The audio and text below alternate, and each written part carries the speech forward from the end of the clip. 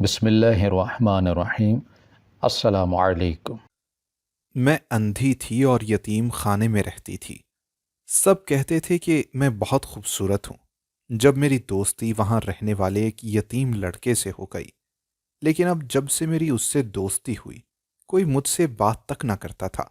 कहते थे कि तू अंधी के साथ पागल भी है। जब एक दिन वो लड़का बोला कि मुझसे शादी कर लो, तुम्हारी आंखें वापस आ जाएंगी, मैं मान गई और खुशी से पागल होने लगी। जब निकाह के फौरन बाद मुझे नजर आने लगा, लेकिन जूं ही अपने शौहर को देखा, मैं रोते हुए दुआ करने लगी कि मैं वापस अंधी हो जाऊं, क्योंकि मेरा शौहर जिन्नों का राजा। मेरा नाम जम्मल है। मैं अपने माँ बाप की इकलौती औलाद थी। पर मैं जब से पैदा हुई थी अपने माँ बाप को हमेशा लड़ते हुए झगड़ते हुए देखा था। मेरी ममा अमीर घराने से ताल्लुक रखती थीं। दोनों की पसंद की शादी थी और ममा को लगता था कि वो बाबा के साथ उनके माहौल में एडजस्ट हो जाएंगी। पर ऐसा हो नहीं सका। हर गुजरते दिन के साथ ममा को बाबा से बहुत सी उम्मीदें थीं जो खत्म होती गईं, और हर रोज की लड़ाई ने एक दिन उनको बहुत दूर कर दिया था। बाबा ने कहा कि मैं बहुत कोशिशें करता हूं, तुम्हें हर सहूलत दूं, तुम्हारी हर फरमाइश पूरी करूं, पर मेरी तनख्वाह इतनी नहीं है जो फजूल की ख्वाहिशात पर पैसा बर्बाद कर दूं। मैं जो था सब तुम्हारे सामने था। मैंने कोई लालच या कोई झूठी उम्मीद नहीं दी थी तुम्हें। पहले दिन बता दिया था, तुम्हें मेरे साथ ऐसे ही रहना होगा जैसे मैं रहता हूं। और तब तुमने कहा था कि मुझे बस आप चाहिए, घर और पैसे का क्या है, आनी जानी चीजें हैं। फिर अब तुम्हें मुझसे मसला क्या है? ममा कुछ देर खामोश बैठी रहीं, फिर कहने लगी कि मैं गलत थी, मोहब्बत में अंधी हो गई थी, जो तुम्हारे जैसे मिडिल क्लास शख्स का इंतखाब कर लिया। मेरे भाइयों ने मुझे बहुत समझाया था, पर मेरी आंखों पर मोहब्बत की पट्टी बंधी हुई थी, जो उन सब को छोड़कर आपके साथ शादी कर ली। मेरा अब यहां दम घुटता है। बाबा ने कहा, शादी के 7 साल बाद तुम्हें याद आया कि मैं क्या हूं। सीधी तरह कह दो कि अब मोहब्बत खत्म हो गई है, जो तुम्हें अब मुझ में बुराइयां नजर आने लगी हैं। और इस तरह एक दिन मम्मा हमेशा के लिए मुझे लेकर ननिहाल आ गई और बाबा को खुला का नोटिस भेज दिया। मेरी मम्मा 4 भाइयों की इकलौती बहन थी। बाबा और मम्मा ने एक साथ पढ़ाई की और वहीं से एक दूसरे को पसंद भी करने लगे थे। बाबा अभी तक मम्मा के साथ मुखलिस थे, मोहब्बत करते थे। पर मम्मा ने कहा कि मोहब्बत तो एक जज्बा था जो वक्त की धूप पड़ने से कब का खत्म हो गया। जिंदगी गुजारने के लिए मोहब्बत नहीं, रुपए पैसे की जरूरत होती है। कौन अपनी जगह सही था, कौन गलत। पर मैं इन सब में 2 हिस्सों में तकसीम हो चुकी थी और मैं अपने माँ बाप के बगैर नहीं रह सकती थी। मुझे दोनों चाहिए थे। जब से ममा मेके आई थी, ममा के भाइयों ने कहा कि तुमसे पहले कहा था कि मिडिल क्लास शख्स से मत शादी करो। उसने तो लालच में आकर शादी की थी।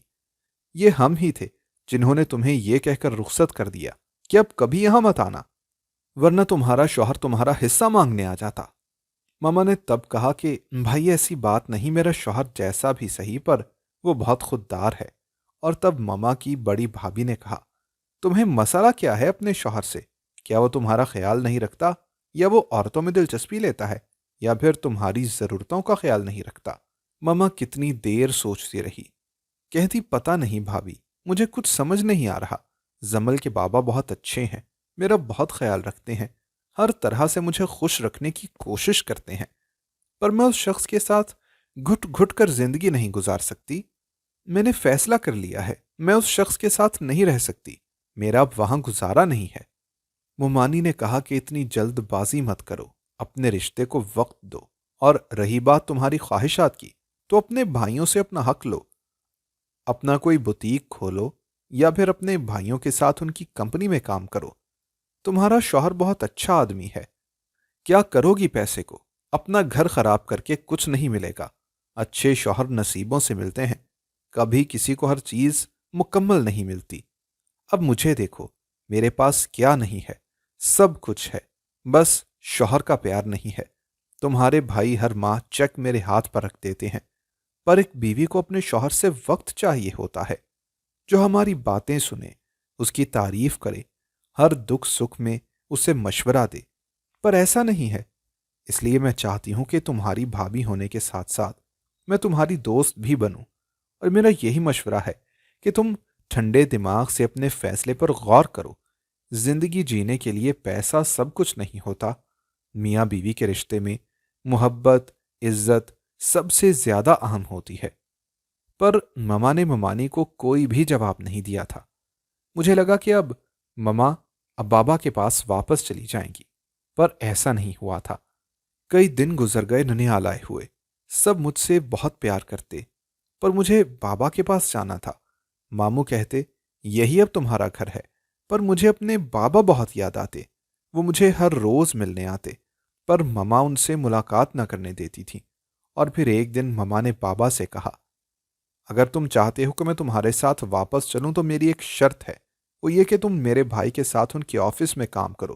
वो तुम्हें पहले से कहीं ज्यादा सैलरी देंगे, या फिर तुम अपना कारोबार शुरू कर लो। मेरा भाई उसमें इन्वेस्टमेंट करेगा। और बाबा पहले जमीन को घूरते रहे, फिर ममा से कहा, तुमने जिंदगी में जो कुछ कहा मैंने माना, पर मेरी सेल्फ रिस्पेक्ट, मेरी खुददारी को तुम मिट्टी में नहीं डाल सकती। अगर ऐसे ही चलना है तो ठीक है, वरना तलाक के पेपर तुम्हें भिजवा दूंगा। और ये बात सुनकर छोटे मामू ने बाबा को धक्के देकर घर से बाहर निकाल दिया कि तुम्हारी हिम्मत कैसे हुई हमारी बहन को ऐसी बात कहने की? तुम हो क्या? तुम्हारी औकात क्या है? और वहीं से लड़ाई इतनी बढ़ गई कि बाबा ने उसी दिन ममा को तलाक दे दी, और कोई कुछ भी नहीं कर सका।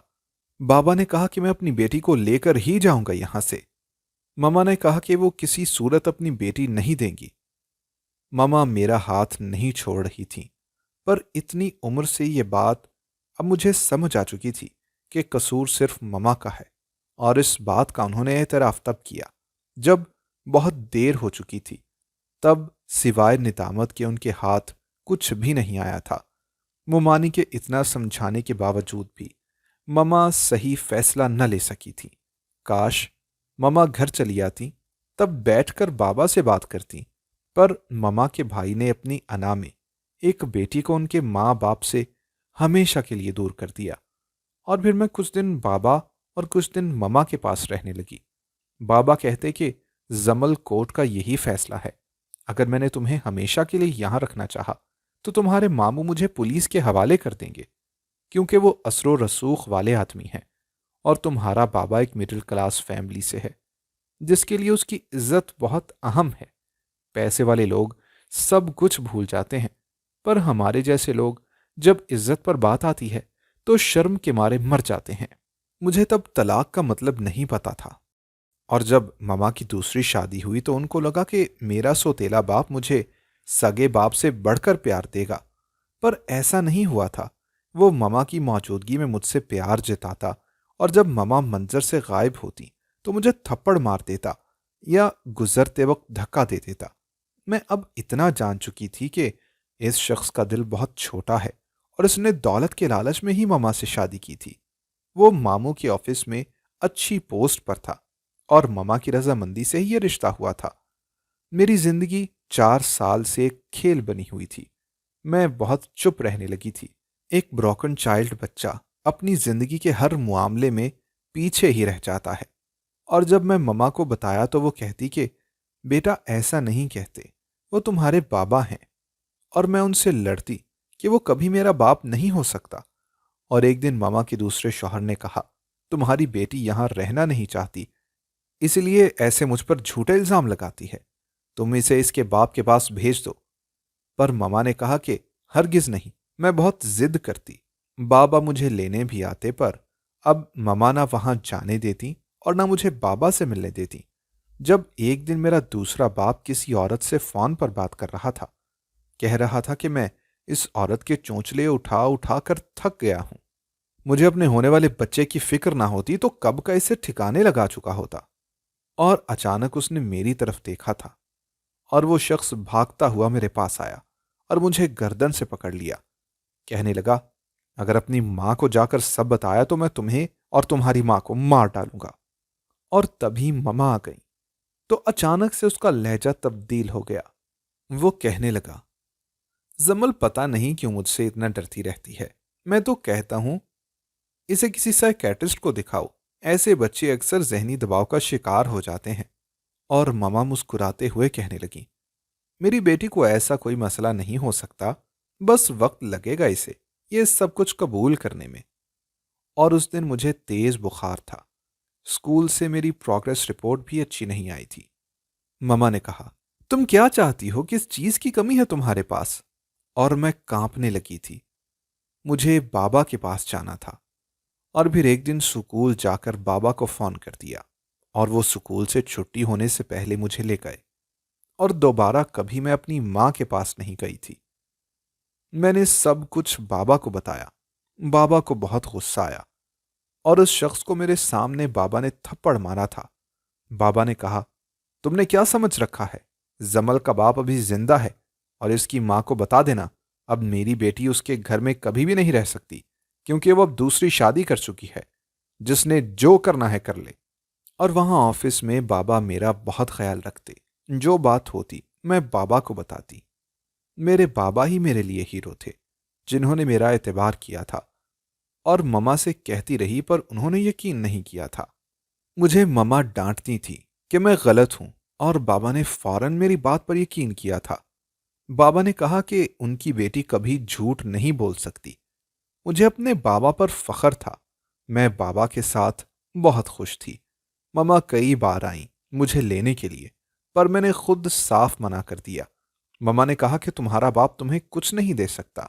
तुम एक दिन खुद मेरे पास आओगी। जिंदगी जीने के लिए पैसा भी चाहिए होता है। अब खुशियां भी पैसों से मिलती हैं। मैंने कहा, मैं नहीं, एक दिन आप मेरे पास आएंगी, क्योंकि जो तहफ़्फ़ुज़ और मोहब्बत मुझे बाबा से मिला है, वो इतनी दौलत होने के बावजूद आप मुझे नहीं दे सकी। आपको सिर्फ पैसा चाहिए और मुझे रिश्ते, और मेरे पास मेरे बाबा के सिवा और कोई रिश्ता नहीं बचा। इसलिए दोबारा कभी यहां मत आना। और फिर ममा चली गई थी।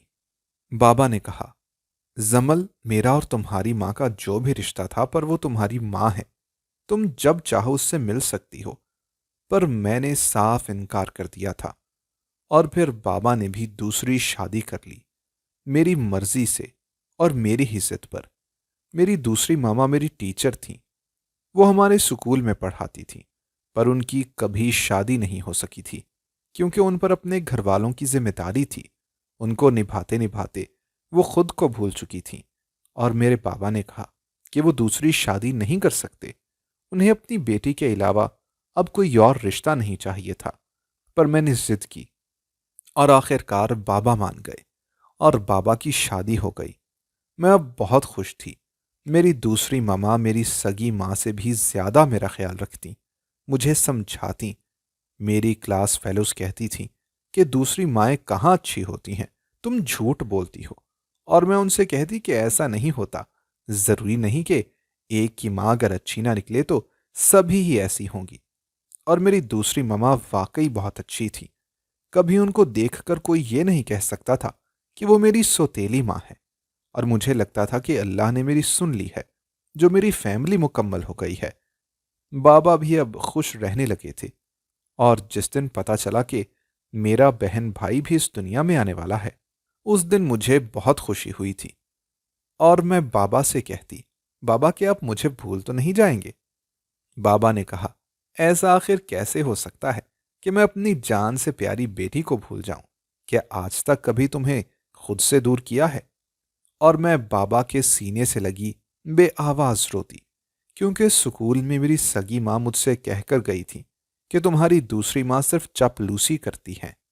कल को जैसे उसकी जड़ें मजबूत होंगी, तुम्हें इस घर से निकालकर बाहर करेगी। ममा के साथ उनके शौहर का भांजा भी आया था, जो बहुत बदसूरत था और मुझे अजीब नजरों से घूरता हुआ चला गया। और मामा मेरे दिल में ये वहम डालकर चली गई। मैं ज्यादातर अपने कमरे में रहने लगी। जैसे जैसे दिन करीब आ रहे थे, मुझे ऐसा लगता कि जैसे सच में बाबा मुझसे दूर हो रहे हैं। हालांकि जब बाबा की दूसरी शादी हुई थी, बाबा मुझसे लाजमी पूछा करते थे कि तुम्हारी दूसरी मामा ने कुछ कहा तो नहीं। कई बार अचानक भी बाबा घर आ जाते और मैं उन्हें यकीन दिलाती कि ऐसा कुछ नहीं है। और ना ऐसा था। वो बहुत ख्याल रखती थी मेरा, क्योंकि उन्हें रिश्तों की कदर थी। ठोकर खाया हुआ इंसान कभी दूसरों को अजियत नहीं देता। और जब मेरी दूसरी ममा को महसूस हुआ कि मैं अब उनसे दूर दूर रहती हूं, तो एक दिन वो मेरे पास आई। कहने लगी, जमल, मैं जानती हूं तुम क्या सोचती होगी। लोग तो हमसे कहते थे कि आप लोगों को शर्म आनी चाहिए इस उम्र में बच्चा पैदा करते हुए। पर जानती हो, मुझे किसी की परवाह नहीं, क्योंकि तुम चाहती थी कि तुम्हारा एक भाई भी हो। और मैं हर रोज अल्लाह से दुआ करती कि मेरे घर एक बेटा पैदा हो। मैं पहले भाइयों को तरसी हूं। मेरा कोई भाई नहीं था। और जो बहनें थीं वो भी बहुत खुद गर्ज निकली थीं, जिनके लिए मैंने अपने ख्वाब, अपनी ख्वाहिशात, सब कुछ कुर्बान कर दिया था। पर जब शादी हुई तो मेरी एक ही ख्वाहिश थी कि मेरे घर में बेटा पैदा हो। और तुम कभी ये मत समझना कि मैं तुमसे तुम्हारे बाबा को छीन लूंगी। वो तुम्हारे हैं और तुम्हारे बाबा ही रहेंगे। पर मैं चाहती हूं कि तुम अब रिश्तों को समझो। वो तुम्हारे बाबा होने के साथ साथ मेरे शौहर भी हैं। और फिर तुम्हारा भाई आने वाला है, उसे भी तो तुम्हारे बाबा की जरूरत होगी, क्योंकि मैं चाहे सौतेली ही सही, पर भाई तो तुम्हारा ही होगा। और उस दिन मेरे दिल से हर डर खत्म हो गया था। मुझे ममा ने रिश्तों में बैलेंस रखना सिखाया था। जब मेरा भाई घर आया तो मुझे बहुत खुशी हुई थी। मैं किसी को भी अपना भाई नहीं देती थी, और सब कहते कि ये बिल्कुल पागल है। हमारी जिंदगी बहुत खुशगवार गुजर रही थी। ऐसा लगता था कि जैसे अब कभी कोई दुख मुझे छूकर भी नहीं गुजर सकता। पर जिंदगी बार बार उसी शख्स का इम्तिहान जरूर लेती है जिसने पहले बहुत से दुख सहे हों। जब से कॉलेज जाना शुरू किया था, मेरी माँ के दूसरे शौहर का भांजा, जो मुझे रोज तंग करता, और मैं बहुत कोशिश करती बाबा को बताने की, फिर डर जाती कि बाबा क्या सोचेंगे। और ममा को बताया फोन करके, पर वो कहने लगी कि अपने बाप की तरह कब खत्म करूंगी दूसरों पर इल्जाम लगाना। और मैं चुप हो जाती। जब एक दिन उसने फिर से मुझे तंग किया और कहा कि मैं तेजाब फेंक दूंगा और तुम्हारे इस खूबसूरत चेहरे को बिगाड़ दूंगा, जो मुझे बदसूरत कहती हो, तुम्हें सिर्फ मुझसे शादी करना होगी। उसने मेरे घर रिश्ता भेज दिया और बाबा ने साफ मना कर दिया। पर वो लोग धमकी देने लगे, और बड़े मामू ने भी उनको बहुत बुरा भला कहा। और इस बात पर भी ममा को तब यकीन आया जब उनके भाई ने खुद बताया कि अपने शौहर को कहो कि अपने भांजे को लगाम डाल कर रखे। जमल लावारिस नहीं है जो अपनी फूल जैसी भांजी को इस आवारा से ब्याह दूं। और ममा के शौहर ने तो ममा को अपनी मोहब्बत में इतना अंधा कर दिया कि उन्होंने अपना हिस्सा तक ले लिया था, जिस पर मामू लोगों ने भी ममा से हर किस्म का ताल्लुक खत्म कर लिया था। पर मामू चाहते थे कि मैं उनके घर की बहू बनूं, और मेरा कज़न डॉक्टर बन रहा था। बड़े मामू ने बाबा से मुआफ़ी भी मांगी थी और उनसे कहा कि जो कुछ हो गया उसमें बच्चों की ज़िंदगी ख़राब नहीं होनी चाहिए। अरहम जमल को पसंद करता है, और इससे बड़ी और बात क्या होगी कि मेरी भांजी हमारे घर आ जाएगी। उसकी माँ के किए की सज़ा बच्चों को मत दीजिएगा। और बाबा ने कहा, अभी जमल पढ़ रही है, वो जब कहेगी, जहां कहेगी, मैं वहीं उसकी शादी करूंगा। कभी भी अपनी बेटी के खिलाफ मैं खड़ा नहीं हूंगा। मेरे बाबा बहुत अच्छे थे। मैं अभी मेडिकल कर रही थी जब अचानक से मेरी नज़र कमज़ोर होने लगी, और फिर मुझे ऐसा लगता कि जैसे कोई बोझ हो सर पर, और रात को मैं रोने लगती। बाबा ने मेरा बहुत इलाज करवाया, पैसा पानी की तरह बहा दिया, पर मुझ पर कोई भी दवा असर न करती थी। अब मैं डरने लगी थी। कितनी देर रोती रहती, और बाबा ममा से झगड़ते, तुम मेरी बेटी का ख्याल नहीं रखती हो। और एक दिन झगड़ा इतना शदीद हुआ कि दूसरी ममा घर छोड़कर चली गई। और फिर उसी दिन बाबा का एक्सीडेंट हो गया और वो कोमा में चले गए।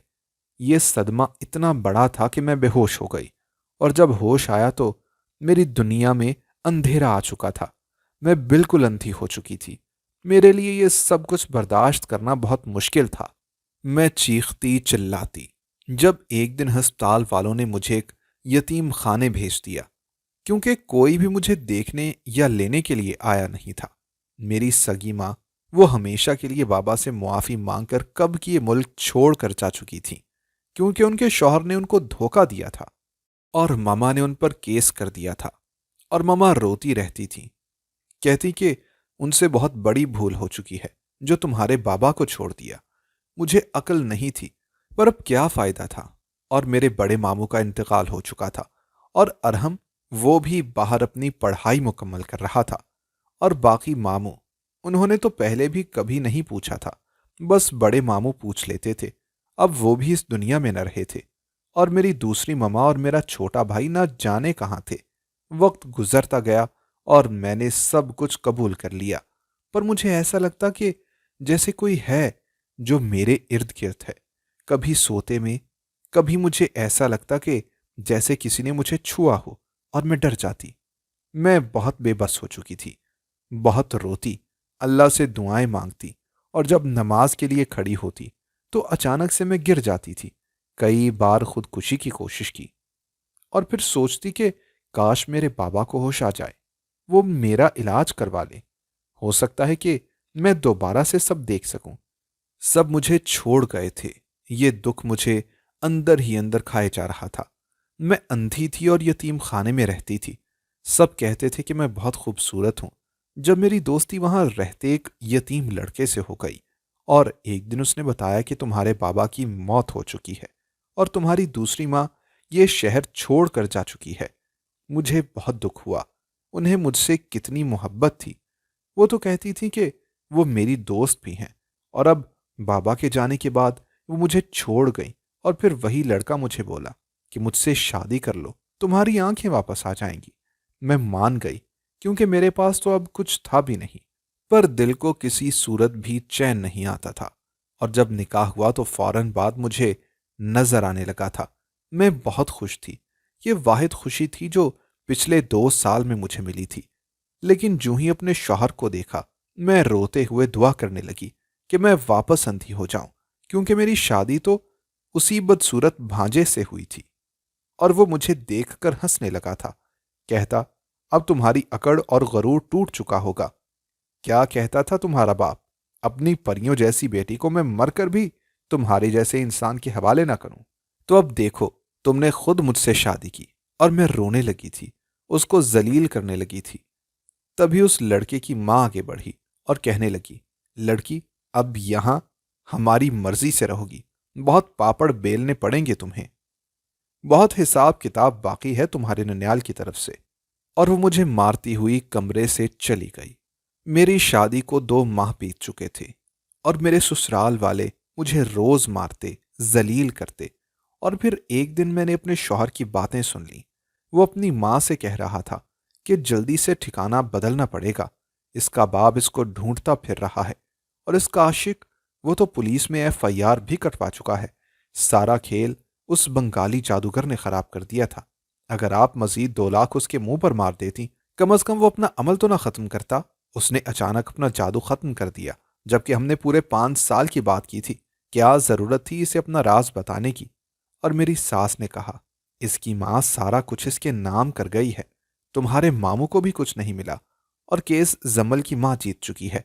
मेरा शौहर कह रहा था कि मेरे बाप से कोई भी काम पूरा होता नहीं।